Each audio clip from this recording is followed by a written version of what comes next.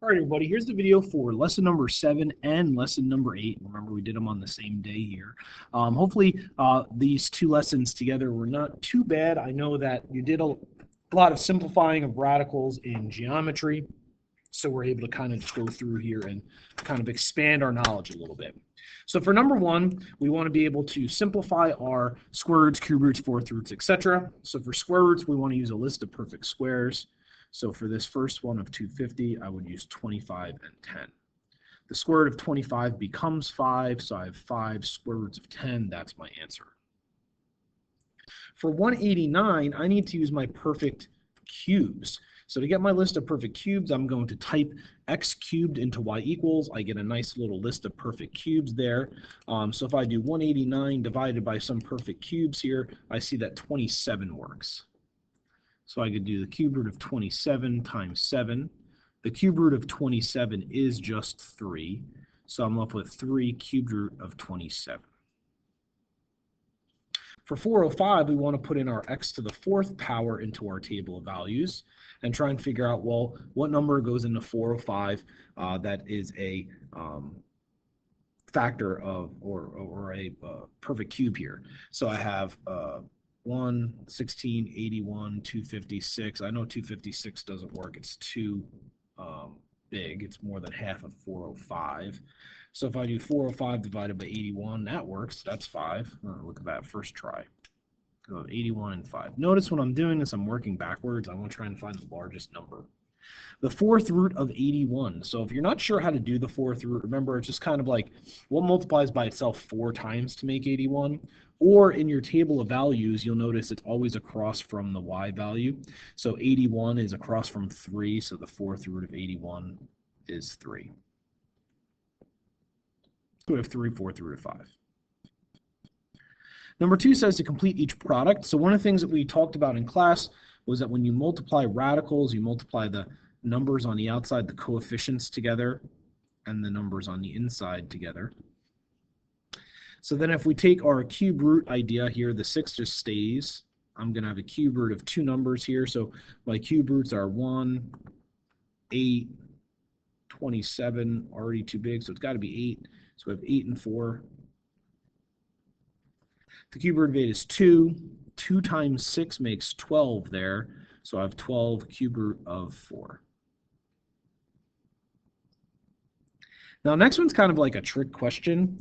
So if you multiply 32 times 32, I get 1024. So I have the fifth root of 1024. And then if I put in y equals x to the 5th in my calculator, I see that 1024 is on my list, meaning this is a perfect fifth. So this answer is just 4. How else could I have gotten that number?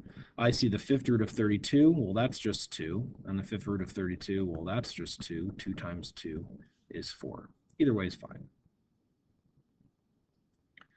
Number 3 says write each in simplest form. So this is just going to be 5. This is just going to be 5. This is just going to be 5 because anytime the index matches the exponent, they cancel each other. Same thing happens here at the end, so I have A. How could we use this to simplify this expression? Well, this is going to be x squared times x squared, kind of like what we did today. So I have x times x, which gives us x squared. That was it. That was a quick homework. Let's go to the next one. This page that says index card shuffle, we're not going to do that. We're going to skip it. And we're going to go right into simplifying some radicals, another short homework assignment here. So for the cube root of negative 162 x to the 3rd power, negative 162 is okay, right? We can have negatives underneath cube roots. So I have a cube root here of negative 162. I'm going to do the number separate from the variable here for a minute. So 162, so I have to figure out, well, going to y equals x to the 3rd power, 162, so I could do 27, I think, right? So if I do 162 divided by 27, I get 6. So I'm going to break this up to negative 27 and 6, which makes this negative 3 cube root of 6. Notice I'm making the negative on the perfect cube, so I can take it out of the radical. Then we have to figure out what to do with this x to the 3rd. So I'm going to take the exponent and divide it by the index. I get a 1 with a remainder of 0. So since the remainder is 0, that means I have no variable remaining inside. So my final answer here is going to be negative 3x to the first power, and then the cube root of 6. Next one is a square root. So for 512, right, so if I do 512, I could do 256 and 2. Square root of 256 is 16. So I have 16 square roots of 2. Well, the 5 exponent gets divided by 2, and that goes in twice, but it has a remainder, meaning I'm going to have a variable remaining inside of my radical. So my final answer is going to be 16 x to the second power, because that 2 goes on the exponent outside, and square root of 2x to the first power. For the next one, the k can't be simplified, but I can simplify the 98. That's going to become 49 and 2, which becomes 7 square root of 2.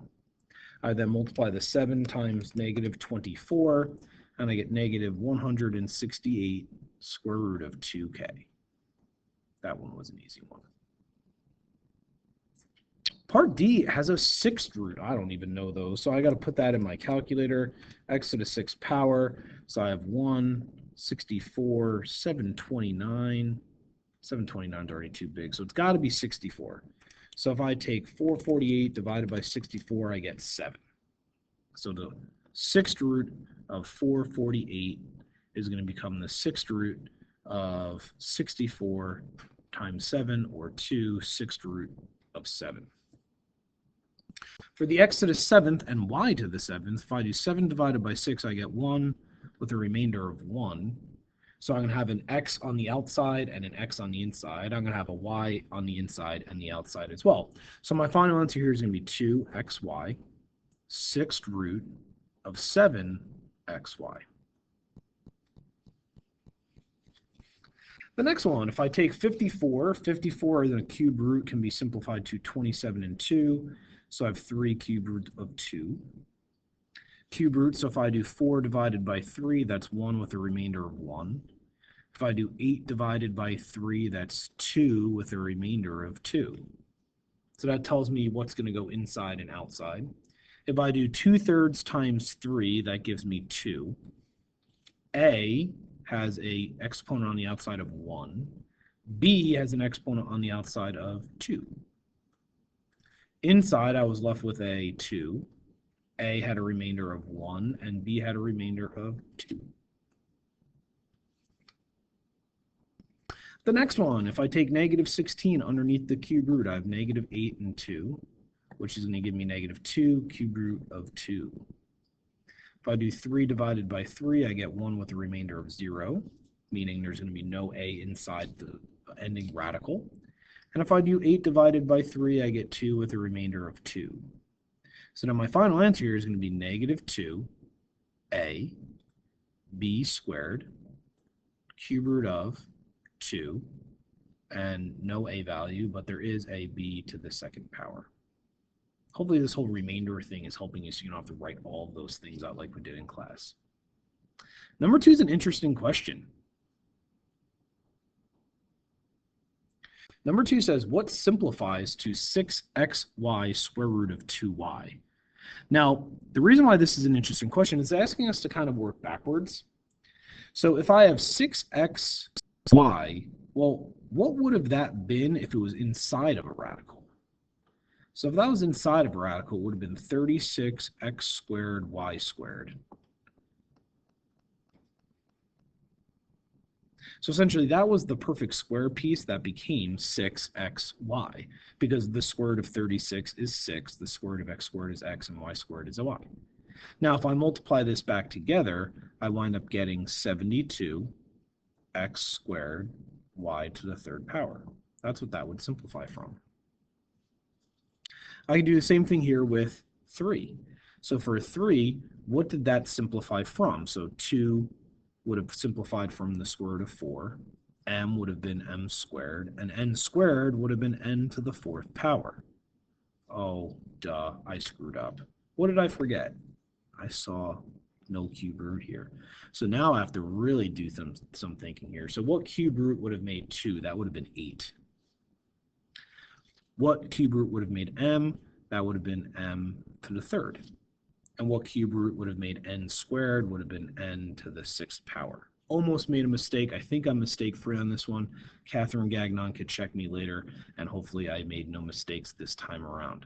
So if we multiply this together, I get the cube root of 40, m to the fourth power, n to the eighth power. I'm pretty sure that's going to work out just fine. And that's it. Right? We'll move on to lesson 9 on Monday. Tomorrow you do have a quiz. Your quiz, remember, is on everything, including up to the conjugates lesson. So hopefully you've been studying all that stuff. It's not too bad. There is a couple tricky ones. I would review your difference and sum of two cubes, because that factoring method definitely is on your quiz at some point in time. All right. Other than that, good luck. Hopefully you're doing all your homework, and I will see you all tomorrow.